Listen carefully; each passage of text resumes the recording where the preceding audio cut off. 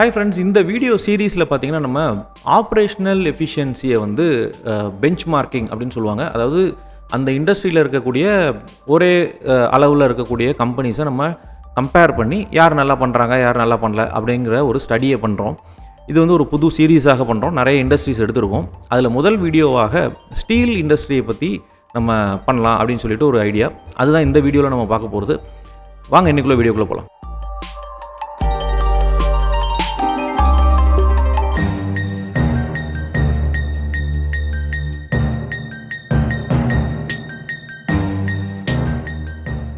Hi friends, this is Ananth, your trusted lean manufacturing implementation partner.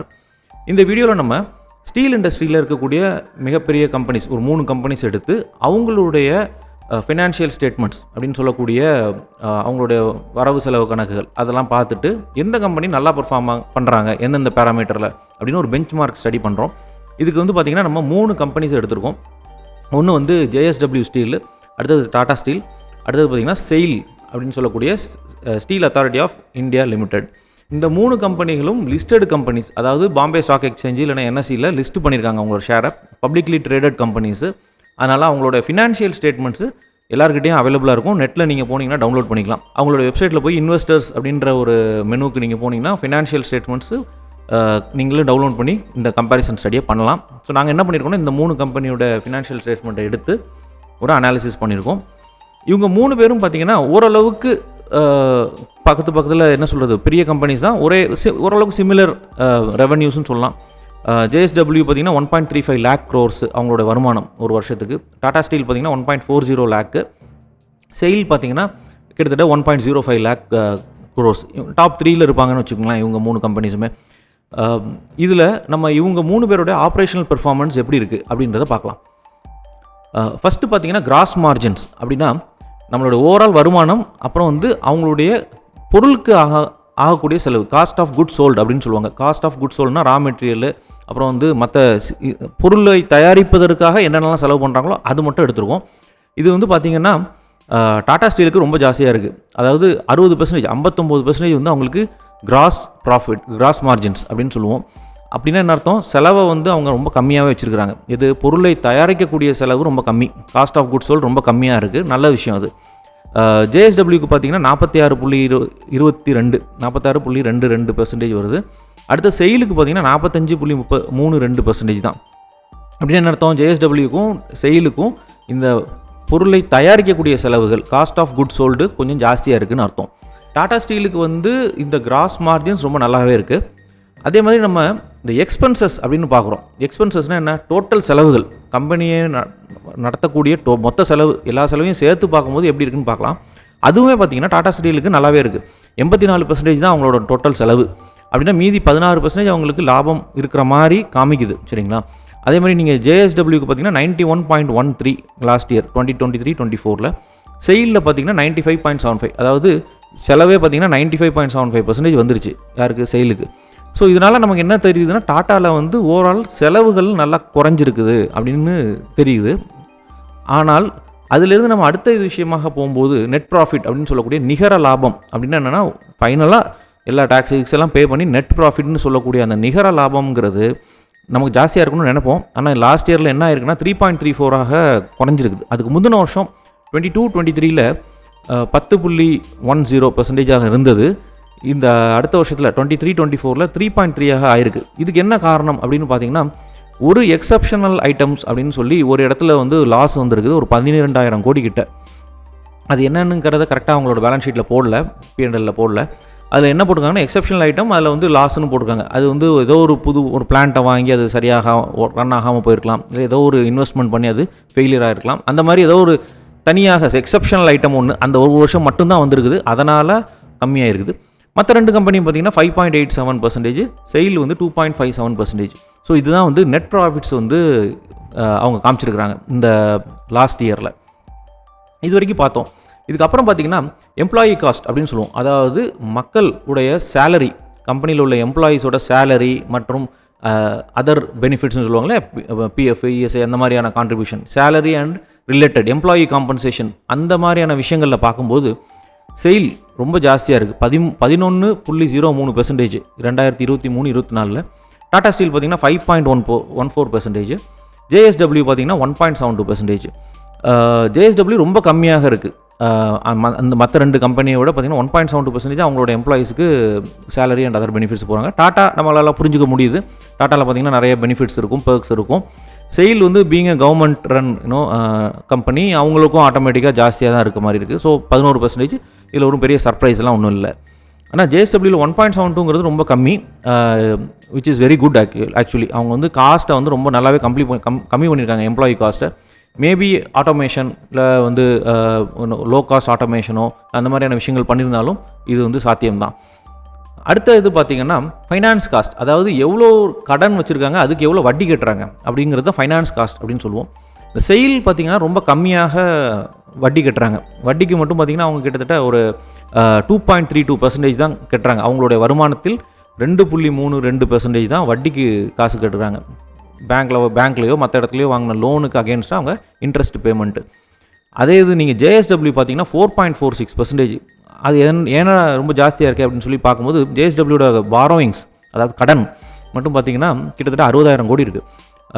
So அதுக்கு கட்டக்கூடிய வட்டியே பார்த்திங்கன்னா 4.46% அவங்களுடைய வருமானத்தில் கட்டுறாங்க. டாடா ஸ்டீல் பார்த்திங்கன்னா நடுவில் இருக்குது, 2.9% இருக்குது. ஸோ இது வந்து ஃபைனான்ஸ் காஸ்ட். இது எதை குறிக்கும் அப்படின்னா, அந்த கம்பெனி வந்து பேங்க்லேருந்து வாங்கியிருக்க பாரோயிங்ஸோ இல்லை மற்ற இடத்துலேருந்து வாங்குகிற பாரோயிங்ஸோ கம்மியாக இருந்ததுன்னா நல்லது. அப்படின்னா என்ன அர்த்தம், அவங்களுக்கு இன்டர்னலாக அக்ரூவ் ஆகுது, பணம் உள்ளே வருதுங்கிறது அர்த்தம். ஸோ ஃபினான்ஸ் காஸ்ட் கம்மியாக இருந்தால் நல்லது. பட் சம்டைம்ஸ் என்ன ஆவாங்க, கம்பெனி எக்ஸ்பேண்ட் பண்ணுறதுக்காக லோன் நிறைய வாங்கி எக்ஸ்பேண்டும் பண்ணுவாங்க. இந்த இண்டஸ்ட்ரி வந்து ஸ்டீல் இண்டஸ்ட்ரின்றதுனால இது வந்து ஒரு நார்மலான நம்பர்னு நாங்கள் பார்க்குறோம். 2% is a good number. But 4ங்கிறது ஸ்லைட்லி ஹையர், பட் மேனேஜபிள் இந்த இண்டஸ்ட்ரியை பொறுத்த வரைக்கும். அடுத்த காஸ்ட்டு பார்த்திங்கன்னா இன்வென்ட்ரி காஸ்ட்னு சொல்லுவோம். இன்வென்ட்ரி காஸ்ட்னா என்ன அப்படின்னு பார்த்தீங்கன்னா, இயர் எண்டு 31 மார்ச் அன்னைக்கு ஈவினிங் அவங்கக்கிட்ட எவ்வளோ ஸ்டாக் இருந்தது அப்படிங்கிறத என்ன பண்ணியிருக்கோம்னா, அவங்களுடைய ரெவன்யூவோட டிவைட் பண்ணி பார்த்துருக்கோம். Inventory cost by revenue. அதில் பார்த்தீங்கன்னா செயில் பார்த்திங்கன்னா 26.47% வச்சுருக்காங்க. அதாவது ஒரு வருஷத்துக்கு 100 ரூபா அவங்க ரெவன்யூ பண்ணாங்கன்னா 26 ரூபா வந்து ஸ்டாக் வந்து 30 மார்ச் அன்னைக்கு ஈவினிங் இருக்குது. அப்படின்னா என்ன அர்த்தம், அவங்க வந்து இன்வென்ட்ரியை கிட்டத்தட்ட 4 டைம் தான் ரொட்டேட் பண்ணியிருக்காங்கன்னு அர்த்தம். அதே இது டாடா ஸ்டீலோ JSW பார்த்திங்கன்னா கிட்டத்தட்ட 15%, 13.5-15% கிட்ட இருக்குது. மீனிங் கிட்டத்தட்ட ஒரு 6 டைமுக்கு மேலே ரொட்டேட் பண்ணியிருக்காங்க. இது ஒரு முக்கியமான ஒரு parameter in terms of operational எஃபிஷியன்சியில். இன்வென்ட்ரி நான் கம்மியாக வச்சுருந்தது ரொம்ப நல்லது. ஏன்னா டேர்ன்ஸ் ஜாஸ்தி ஆகும். இன்வென்ட்ரியை ஒரு டைம் நான் ரொட்டேட் பண்ணும்போதும் எனக்கு மார்ஜின் வெளியே வரும் அமௌண்ட் இல்லைங்களா. அப்போது இன்வென்ட்ரி டர்ன் ஓவர் ஜாஸ்தியாக இருக்கணும், இன்வென்ட்ரி கம்மியாக இருக்கணும். செயிலில் பார்த்திங்கன்னா இன்வென்ட்ரி ரொம்ப ஜாஸ்தியாக இருக்குது. இன்னொரு அது எதனாலன்னு பார்த்திங்கன்னா, மேபி அவங்க ஃபினிஷ் குட்ஸாவோ ரா மெட்டீரியலாவோ WIP-ஆவோ வச்சுருந்துருக்காங்க. அது வந்து வெளியே வேகமாக சுத்த மாட்டுது, பொருள் வந்து கேஷாக மாற மாட்டுது, அது கொஞ்சம் ஸ்லோவாக இருக்குது அப்படின்றது தான் இதோட அர்த்தம். சரிங்களா. அடுத்த பாயிண்ட் பார்த்திங்கன்னா பிளான்ட் அண்ட் மெயின்டெனன்ஸ். இந்த பிளான்ட் அண்ட் மெயின்டெனன்ஸுக்காக அவங்க செலவு பண்ணக்கூடிய செலவுகள் எவ்வளோ இருக்குது அப்படின்றத நம்ம ரெவன்யூவோட கம்பேர் பண்ணோம். அதில் ஒரு இன்ட்ரெஸ்டிங்கான விஷயம் என்ன வந்துச்சுன்னா, டாடா ஸ்டீல் பார்த்திங்கன்னா 3.8% இந்த வருஷம். 3.8%ங்கிறது ரொம்ப ஜாஸ்தியாக இருக்குது. JSWயோடையும் செயிலோடையும் பார்த்திங்கன்னா ரொம்ப ஒரு கிட்டத்தட்ட மோர் தென் டபுளாக இருக்குது. அது என்னென்னு பார்க்கும்போது, டாட்டாவில் வந்து அவங்களோட ஆனுவல் ரிப்போர்ட்டில் என்ன சொல்லியிருக்காங்கன்னா, அப்கிரேடிங் த ஓல்டு மிஷினரி, அவங்களோட எக்யூப்மெண்ட்லாம் அப்கிரேட் பண்ணிட்டு இருக்காங்க. Plus they're introducing lot of automation, robotics அப்படின்ற விஷயம் வந்து போட்டிருக்காங்க. ஸோ அது ஒரு ரீசனாக இருந்திருக்கும் இந்த வருஷம் பார்த்திங்கன்னா அவங்க வந்து செலவு ஜாஸ்தியானதுக்கு. JSWவும் செயிலும் பார்த்திங்கன்னா 1.1, 1.37 இருக்காங்க. ஓகே, அது வந்து கம்மியாக தான் செலவு பண்ணிகிட்டு இருக்காங்கங்கிறது புரியுது. அகெயின் அவங்க வந்து இந்த TPM மாதிரியான விஷயங்கள் பிளான்ட் அண்ட் மிஷினரிக்கு வந்து இம்ப்ளிமெண்ட் பண்ணிகிட்டு இருக்காங்க. JSWலையும் சரி செயிலையும் அந்த மாதிரியான விஷயங்கள் நாங்கள் பார்த்தோம் அவங்களோட ஆனுவல் ரிப்போர்ட்டில். JSW பார்த்திங்கன்னா அடுத்தது பவர் அண்ட் ஃபியூயல், அதாவது கம்பெனியில் பவருக்கும் ஃபியூயலுக்கும் உள்ள செலவு ரெவன்யூவோட கம்பேர் பண்ணிங்கன்னா எவ்வளோ இருக்குதுன்னு பார்த்தீங்கன்னா, JSWவில் வந்து கிட்டத்தட்ட 8.4% பண்ணியிருக்காங்க 23-24. டாடா ஸ்டீலில் பார்த்தீங்கன்னா 4.5 தான். அதுமாதிரி செயில் வந்து கொஞ்சம் மிடில் இருக்காங்க, 7% பண்ணியிருக்காங்க. பவர் அண்ட் ஃபியூயல், அதாவது ஃபர்னஸ். இப்போ இந்த ஸ்டீல் இண்டஸ்ட்ரிலாம் பார்த்திங்கன்னா நிறைய பவர் அண்ட் ஃபியூயலை யூஸ் பண்ணக்கூடிய இண்டஸ்ட்ரி. அதனால் வந்து பார்த்திங்கன்னா அவங்க நிறைய பவர் சேவ் பண்ணுறதுக்காக வேலை பண்ணுவாங்க. அதில் பார்த்திங்கன்னா டாட்டாவில் நிறைய ஸ்பெண்ட் பண்ணிகிட்டு இருக்காங்கன்னு சொல்லி அவங்களோட ஆனுவல் ரிப்போர்ட்டில் போட்டிருக்காங்க. அதாவது ரினியூவபிள் எனர்ஜி, இந்த காற்றாலை மூலமாக கரண்ட் எடுக்கிறது, அப்புறம் வந்து சோலார், இந்த மாதிரியான விஷயங்கள் நிறைய பண்ணுறாங்க. ப்ளஸ் ஆல்சோ இப்போ வந்து இந்த பிளாஸ்ட் ஃபர்னஸில் ஹைட்ரஜன் இன்ஜெக்ஷன் அப்படின்ற ஒரு புது டெக்னாலஜியை அவங்க ட்ரை பண்ணிட்டுருக்காங்க. அது செயல்படுத்திட்டாங்க. இன்ஃபேக்ட் மற்ற இண்டஸ்ட்ரியில் 2 பேரையும் அவங்க அதை பண்ணுறாங்கன்ற மாதிரியும் ஆனுவல் ரிப்போர்ட்டில் பார்த்தோம். செகண்ட் பிளேஸ் வந்து செயில் பண்ணிட்டு இருக்காங்க. JSWவில் கொஞ்சம் பவர் ஃபியூல் காஸ்ட்டுக்கு ஜாஸ்தியாக இருக்க மாதிரி இருக்குது. 8.46% இருக்குது. அடுத்தது நம்ம பார்க்க போகிறது ஃப்ரைட், அதாவது டிரான்ஸ்போர்ட்டேஷன், பொருளை டிரான்ஸ்போர்ட், ஸ்டீலை வந்து நீங்கள் டிரான்ஸ்போர்ட் பண்ணணும் இல்லையா, அது எவ்வளோ காஸ்ட் ஆகுது அப்படின்றத பார்த்தோம். Fried forwarding expenses against revenue எவ்வளோ பெர்சன்டேஜ்னு பார்த்தீங்கன்னா, டாட்டாவும் JSWவும் பார்த்தீங்கன்னா கிட்டத்தட்ட ஒரு 5.3 5.4 லெவலில் இருக்காங்க. செயில் வந்து கம்மியாக இருக்குது. இதுக்கு என்ன ரீசனுங்கிறத பார்த்தோம்னா, டாட்டாவும் JSWவும் நிறைய எக்ஸ்போர்ட் பண்ணுறாங்க. ஸோ அதனால் அவங்களுக்கு வந்து எக்ஸ்போர்ட் செலவுகள் ஜாஸ்தியாகுது, தூரம் ஜாஸ்தியாக அனுப்பணும் இல்லையா, ஒன்று. ரெண்டாவது கப்பல் மூலமாக அதை அனுப்புகிறாங்க. செயில் வந்து மோஸ்ட்லி இந்தியன் மார்க்கெட் தான் ஜாஸ்தி, எக்ஸ்போர்ட் ரொம்ப கம்மியாக தான் இருக்குது அவங்களோட பிஸ்னஸில். அதனால் அவங்களோட லோக்கல் ட்ரெயின்ஸில் அனுப்புகிறாங்க. அவங்க ஃப்ரைட் ட்ரெயின்ஸில் தான் அவங்களோட டிரான்ஸ்போர்ட்டேஷன் நிறைய நடக்குது. ஸோ டொமஸ்டிக்குள்ளே அவங்க பண்ணுறதுனால அவங்களோட டிரான்ஸ்போர்ட்டேஷன் காஸ்ட் பார்த்திங்கன்னா 2.98% தான் கடைசி வருஷம். நம்ம 23-24 2.98% தான் பண்ணியிருக்காங்க. ஸோ இதுதான் வந்துட்டு இந்த ஃப்ரைட் எக்ஸ்பென்சஸோடைய டேட்டா. ஸோ இது வரைக்கும் இந்த உங்களோட இந்த கம்பேரிசன் உங்களுக்கு பிடிச்சிருக்குன்னு நினைக்கிறேன்.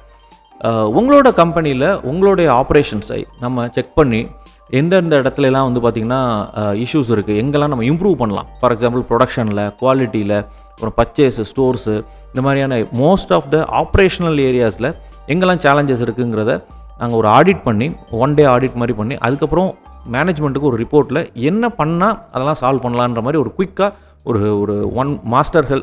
ஒரு மாஸ்டர் ஹெல்த் செக்அப் மாதிரி ஒன்று பண்ணி கொடுக்குறோம். அது வந்து பேர் பல்ஸ் அப்படின்னு சொல்லிட்டு ஆரம்பிச்சுருக்குறோம்.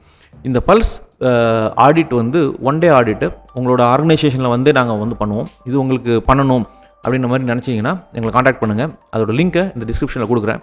So thank you very much for வாட்சிங். I'll talk to you in the next video. See you. Bye-bye.